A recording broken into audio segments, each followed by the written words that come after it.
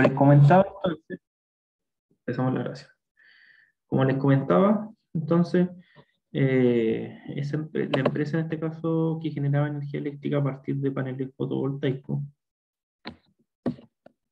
tenía ese problema. Uno era el tema del polvo, que no es menor, pero el problema más grande es el que tenían por diseño. Ya, los paneles, por ejemplo, estaban así, y a ciertas horas del día, ya, cuando el sol, por ejemplo, en vez de estar acá, el cual los paneles recibían la energía del sol, por ejemplo, en esta parte del sol, ¿qué pasaba? Que los rayos llegaban, ¿ya? Pero había una parte acá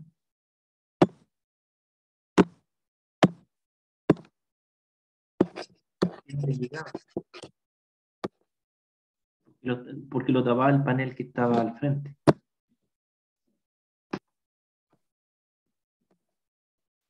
Pero cuando se generaba cierta posición, porque había momentos del día que el panel estaba así.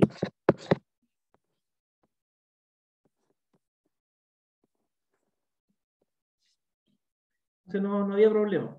El problema es que se generaba cuando el panel estaba así. Y ahí tenían un sistema de giro, que es el sistema de giro el que permitía mover el panel, siempre aprovechando el máximo potencial del,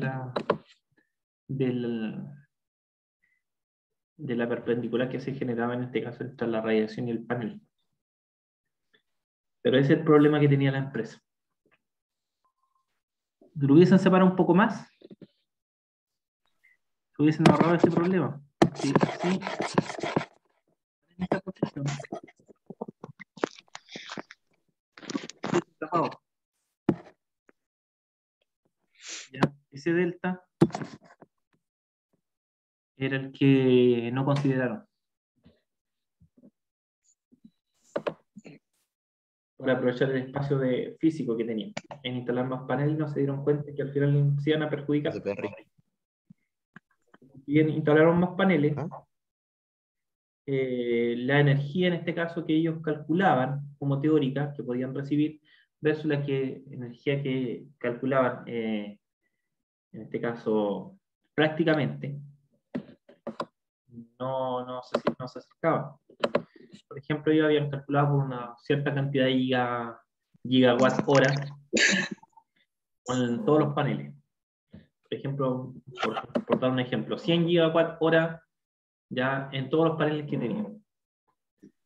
Ellos supuestamente con todos los factores, en este caso de pérdida de energía, en este caso por transmisión, etcétera, ellos calculaban, por ejemplo, 100 gigawatts, pero estaban recibiendo solamente 80.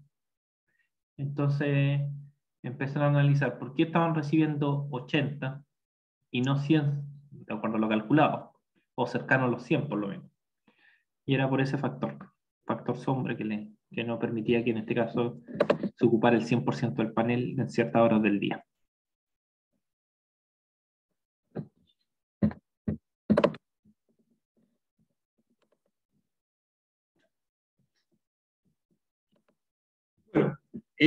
Cuando tenemos en este caso los sistemas de transmisión o transferencia de calor, no necesariamente tenemos un solo sistema funcionando. Podemos tener convección, conducción o radiación al mismo tiempo. Por lo menos ahí, en esa imagen se aprecian los tres sistemas de transmisión de calor: radiación, conducción y convección.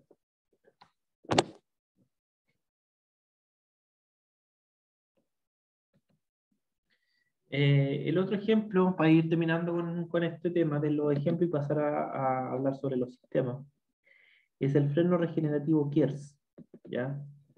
No sé si lo han escuchado hablar en este caso del sistema Kers, que lo utiliza en este caso, se utiliza en Fórmula 1 y actualmente se está aplicando en algunos vehículos, en este caso eléctricos, y algunas marcas también lo están aplicando en este caso a su modelo de vehículo. Por ejemplo, el Mazda lo aplica al Mazda 6, este sistema. ¿Saben en qué consiste? ¿O lo han escuchado? son como una, son como unas bobinas, profe, que van acumulando a través de la fricción de los frenos, del doblado, van acumulando como energía eléctrica y se van, y ahí los pilotos lo pueden ocupar para, no sé, por algunas curvas, adelantar, es como más como un tipo de aprovechar más la potencia. Exacto, o sea, cuando, si se dan cuenta, sobre todo en Fórmula Uno por ejemplo, cuando se genera el proceso de frenado, el freno genera fricción. Esa fricción se transforma en energía calórica, ¿ya? Entonces, ¿qué es lo que hace este sistema? Como se encuentra en este caso de cierta manera acoplado al vehículo, de hecho lo voy a mostrar acá.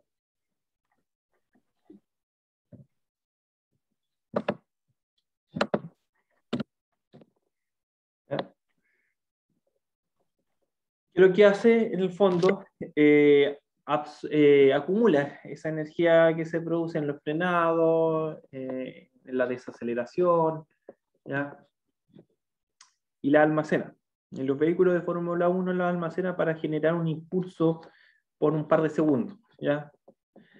1 o 2 segundos máximo, pero ese impulso le da un aumento, en este caso, de potencia, que en un vehículo de Fórmula 1 2 segundos, ese aumento de potencia se puede transmitir en rebasar, en este caso, al otro vehículo en una recta, por ejemplo.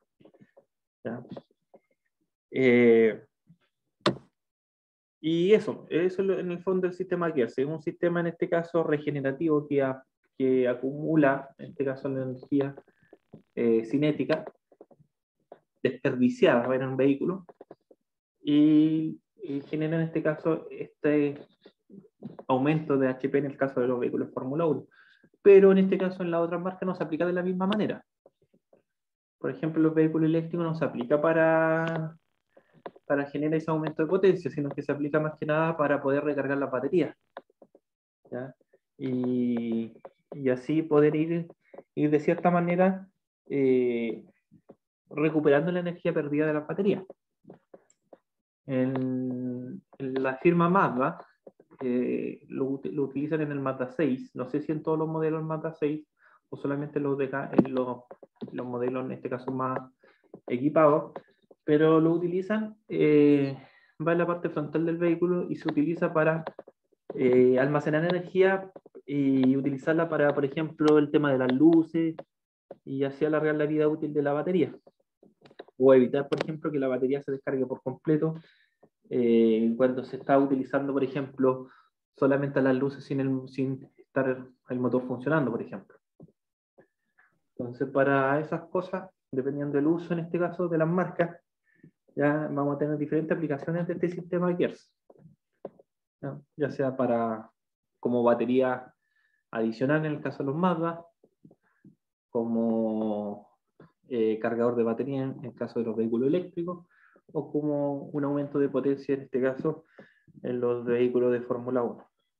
Ahora, obviamente esto genera un peso adicional. Y en los vehículos de Fórmula 1, ahí se tiene que primero analizar si este beneficio ya realmente es significativo, porque entre menos peso tenga, más rápido voy a alcanzar la velocidad final en el vehículo.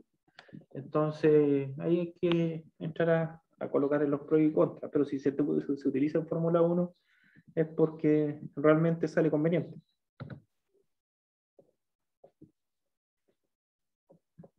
Ya, ahí está como el paso a paso, pero está en ¿cómo se dice? En idioma en portugués.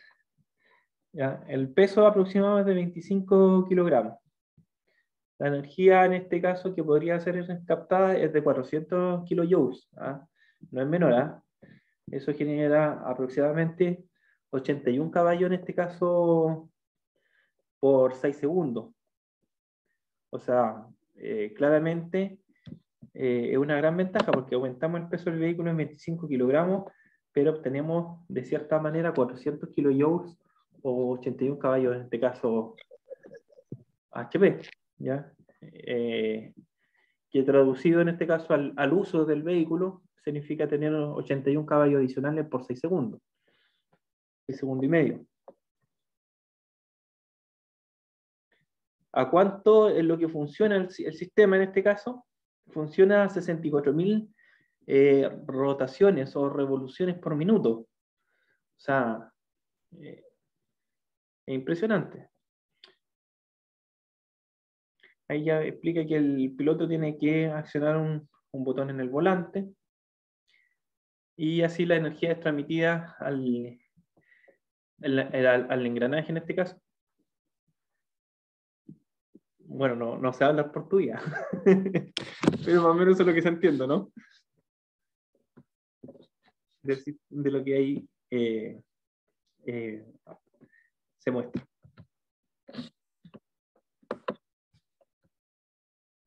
Ya, ahora vamos a conversar un poco de lo que es sistema, entorno y universo. Ya, hay que entender un poco los conceptos. Y si yo les pregunto a ustedes, ¿qué entienden por sistema? ¿Qué entienden por sistema? Es como el equipo.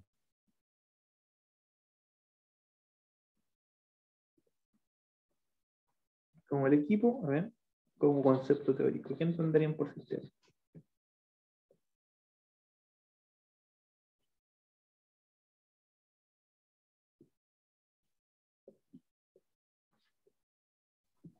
Es como donde se genera la transferencia de calor, todo como el sistema termodinámico. En este caso, supongamos no sé, pues como en un motor podría ser como la cámara de combustión, algo así.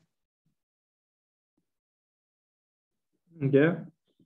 Entonces, para aclarar un poco este concepto, en el fondo, el sistema se podría decir en materia, puede ser un objeto, como usted dice, cualquier tipo de objeto que de cierta manera ocupa un lugar en un espacio.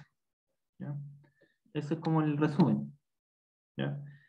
Dice, acá explica en este caso más detalladamente que un sistema puede ser cualquier objeto, cualquier cantidad de materia, cualquier región del espacio, ¿ya? Seleccionado en este caso para estudiarlo y aislarlo mentalmente de todo lo demás.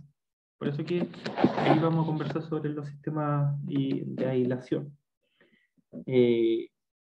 Hay otro concepto de sistema que dice que es una proporción de materia o espacio que se aísla para su estudio y que deseamos cuantificar los cambios en condiciones y de energía.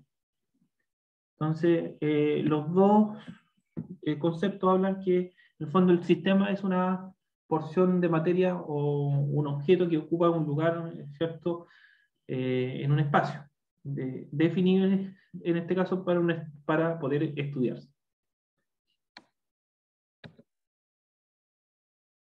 Entonces, ahí tenemos un objeto ocupa un lugar en un entorno, en el universo, que se toma ya para poder estudiarlo.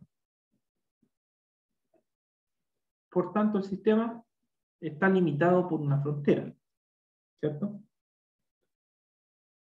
Y por el entorno. Ahora, si yo le pregunto, ¿qué entienden por entorno?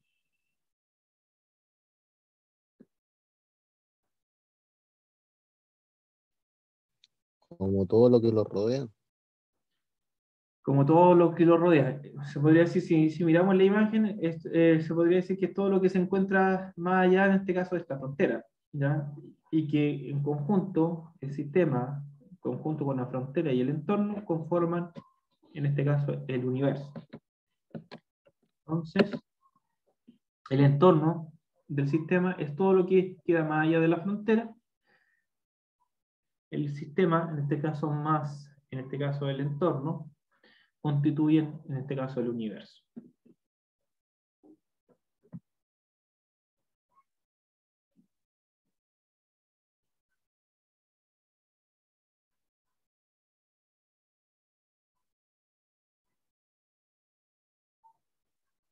Están marcando, llamando por teléfono, pero en clase.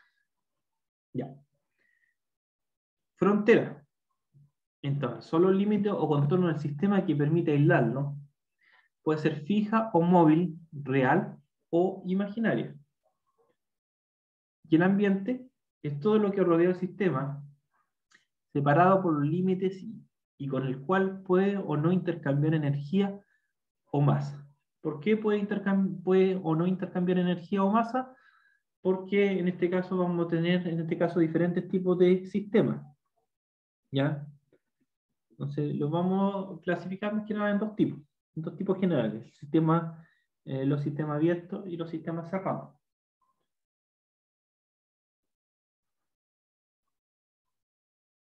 Entonces, de acuerdo a esto, si yo tuviera que analizar un sistema, como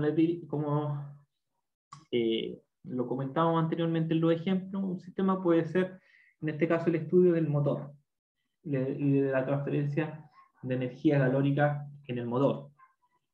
Entonces, el motor sería nuestro sistema. ¿Cuál sería la frontera en este caso? La frontera puede ser imaginaria.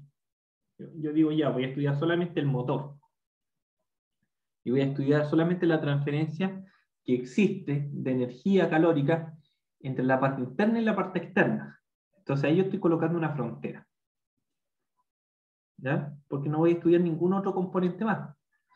Puedo haber estudiado, por ejemplo, la transferencia de temperatura que existe en el radiador con el exterior. ¿Ya? Pero no, estoy estudiando solamente la parte del motor, por ejemplo, con el exterior. Entonces ahí yo estoy generando una frontera. Entonces por eso es que dice que puede ser imaginaria. Yo le coloco los límites de cierta manera. Y el entorno sería en este caso el ambiente.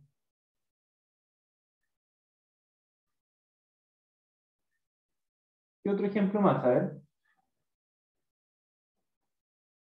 La estufa, en este caso, que habíamos conversado, en este caso el calefactor. El sistema vendría siendo el calefactor propio. ¿Ya? La frontera sería, por ejemplo, el dormitorio donde se encuentra el calefactor funcionando. Donde yo voy a analizar, en este caso, por ejemplo, el tiempo que se requiere para llegar a una temperatura de 25 grados Celsius. Voy a analizar a lo mejor el tiempo que se pierde esa temperatura hasta lograr la temperatura ambiente, la transmisión de calor. Entonces la frontera sería, en este caso, solamente la pieza.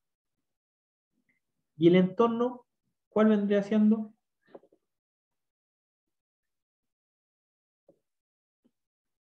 La casa. La casa. Excelente. Ahí se está entendiendo un poco. Ya, entonces vamos a tener dos sistemas, el sistema abierto y el sistema cerrado. ¿Alguien me puede, según la explicación que les di, definir qué es lo que es un sistema cerrado?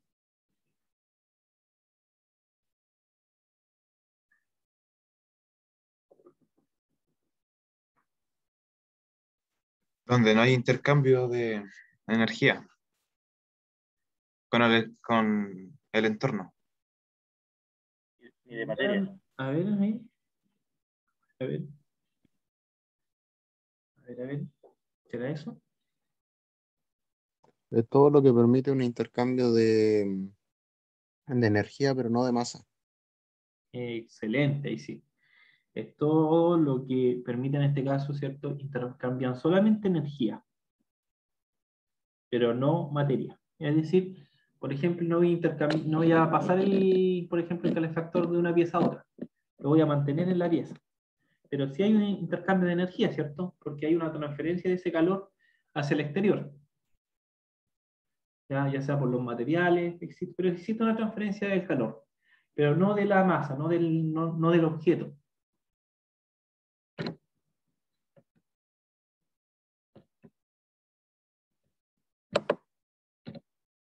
Entonces, fronteras son los límites o contornos del sistema que permite aislar, ¿ya? Puede ser fija, móvil, real o imaginaria.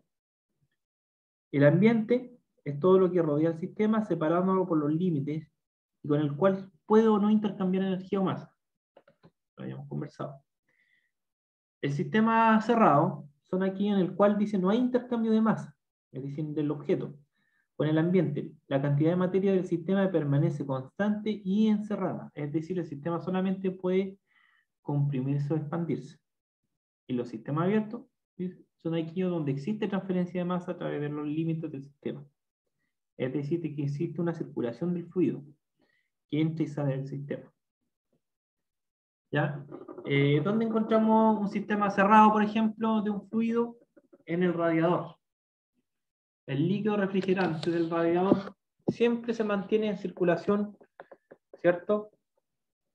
Pero nunca sale o entra del sistema, ¿sí o no?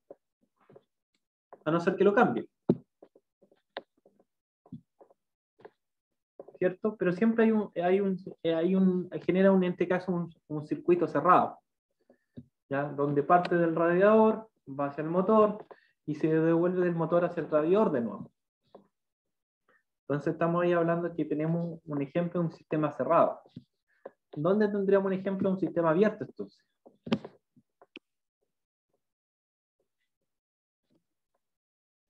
Existe una transferencia de masa, es decir, el agua o el líquido en este caso se puede transferir por fuera de la frontera. ¿Ya? Viene del sistema, se podría decir.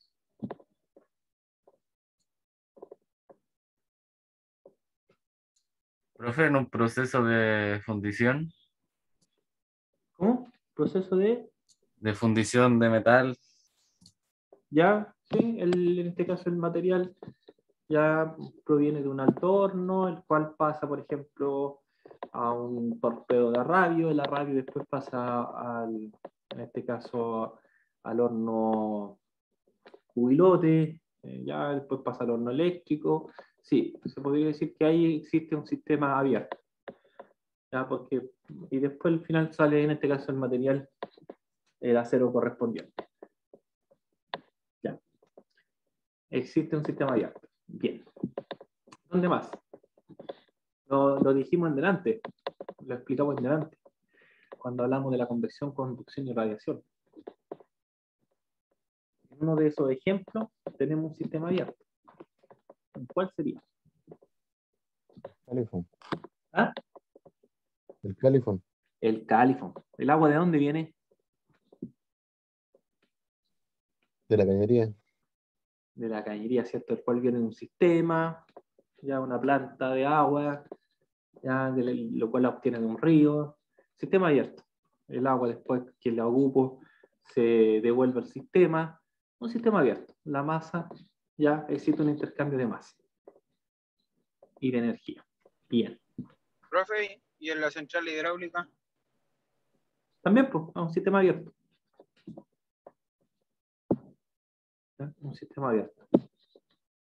¿Dónde existe un sistema cerrado, entonces? De acuerdo a los ejemplos que habíamos visto anteriormente. ¿Dónde hay un sistema cerrado? El hervidor. Profe, No, se escucha ¿qué cortado. vendría siendo? No, se escuchó súper mal. Se escuchó como... La caldera, profe, vendría siendo un sistema cerrado, ¿no? Mira, al hervidor, al tomar el agua en este caso del sistema, al utilizarla y consumirla, de cierta manera estoy generando un sistema abierto. Un radiador, entonces, cerrado. ¿Cuál?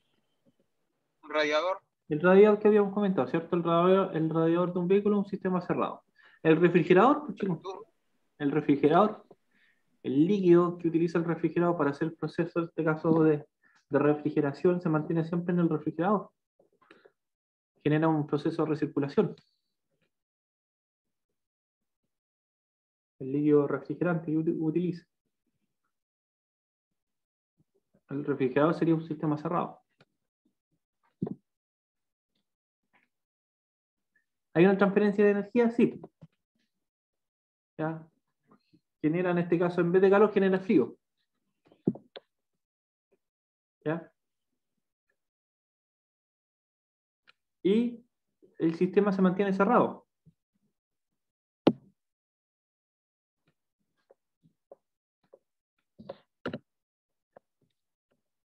Entonces, el sistema cerrado es el sistema que solo puede intercambiar energía con su entorno, pero no materia. Ya la materia siempre se mantiene dentro del sistema, ya en la frontera, limitado por la frontera.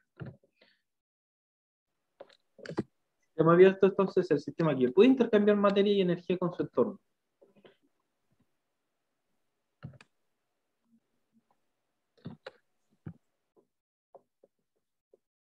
Bueno, y ahí tenemos un ejemplo, en este caso, que son las calderas. ¿Ya? La caldera es como una especie de un radiador. ¿Ya? Es un tipo de intercambiador de calor. ¿Ya? Donde el vapor sale, por un lado, genera el proceso de recirculación, y por el otro lado existe un quemador, en este caso que puede ser, digamos, puede ser a gas, puede ser el petróleo, ¿ya? Puede ser eléctrico, ¿ya? Dependiendo el tipo de intercambiador. ¿Ya? Hoy en día lo que más se ocupan son a gas, ¿ya? A gas por el tema de que el costo es menor, que lo de combustible, ¿no?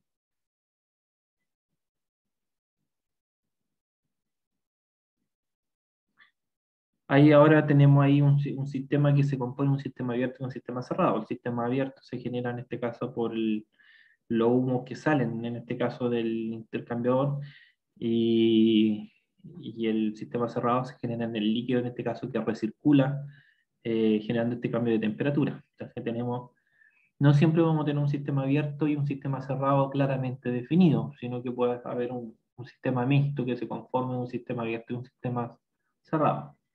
Pero ahí vamos a tener un sistema semiabierto, semicerrado, que son las otras dos clasificaciones que existen, ya que van a variar dependiendo en este caso del volumen que se transfiera, ya del elemento, ¿ya?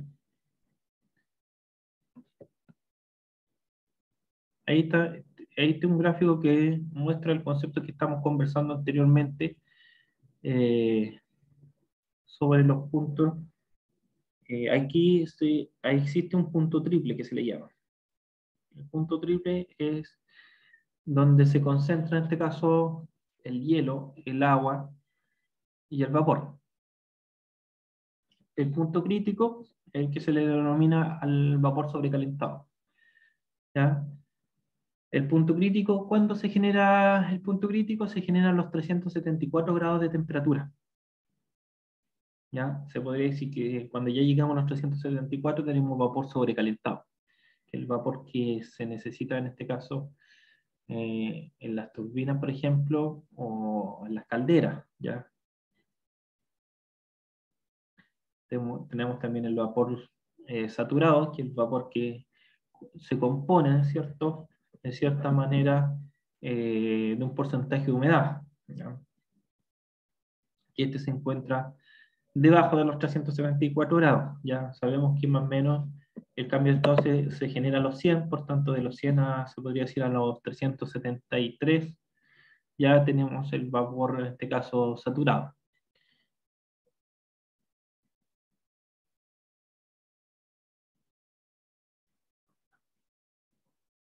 Y en este caso, el hielo, obviamente, se produce también, en este caso, el cambio de estado a una cierta temperatura. Y ahí se muestra una imagen de un sistema, en este caso, que puede ser una caldera, un sistema abierto, que utiliza, en este caso, agua, pero esa agua la utiliza en este caso para generar el vapor, en este caso, sobrecalentado. Pasa en este caso por un intercambiador, en el fondo, que las calderas utilizan generalmente, puede ser carbono, petróleo o gas natural, para generar el proceso de aumento de temperatura. El vapor se almacena acá en la caldera. Cuando el vapor, en este caso, pasa a ser vapor sobrecalentado, ya se envía en este caso a una turbina, hace girar esta turbina, la cual en este caso genera energía eléctrica a través de un generador, ¿no? Un transformador.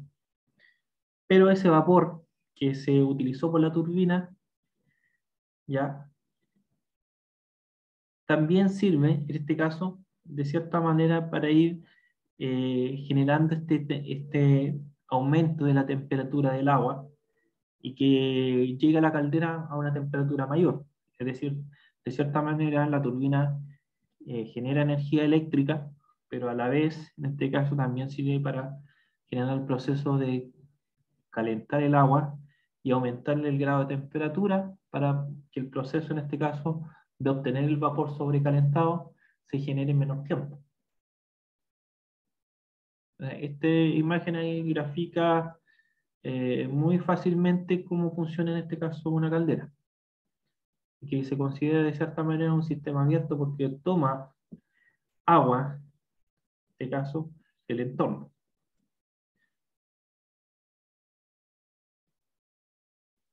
El combustible lo toma también del entorno.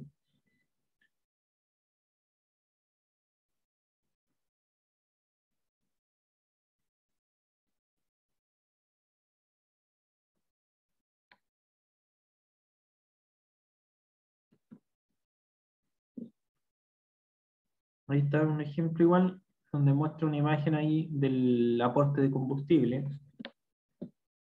¿Ya? El aporte de agua que llega en este caso del ambiente, los tubos en este caso de la caldera, el agua que se empieza a hervir, gracias en este caso al aporte calórico del combustible, el vapor saturado que se va generando acá, la válvula de seguridad para evitar sobrepresión, ¿ya? El vapor sobrecalentado, ¿ya? Que se genera en este caso acá en el sobrecalentador, los gases de escape, producto en este caso del combustible que se esté utilizando, y el vapor sobrecalentado que es sacado para este caso para ser utilizado en la turbina.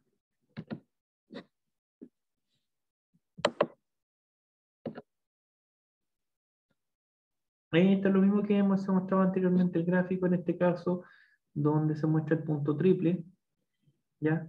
El punto crítico. El punto crítico es donde se encuentra el vapor o se genera el vapor sobrecalentado.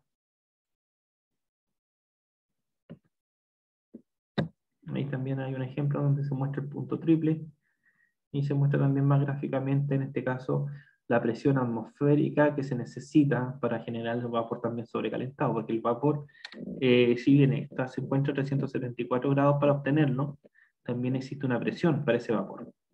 Y la presión que se necesita para ese vapor es de 218 atmósferas.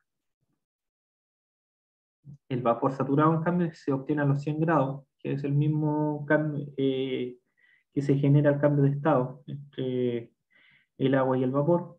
Por eso que se llama punto triple, porque aquí hay otro punto donde se obtiene el vapor saturado y acá hay otro punto donde se obtiene el vapor sobrecalentado. Ese sería el punto triple.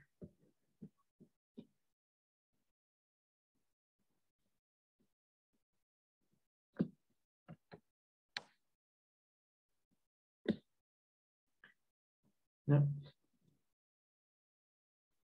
Y después ya empezamos con el tema de los ejercicios. Eso ya los vamos a dejar en este caso para la próxima clase. Voy a detener la grabación.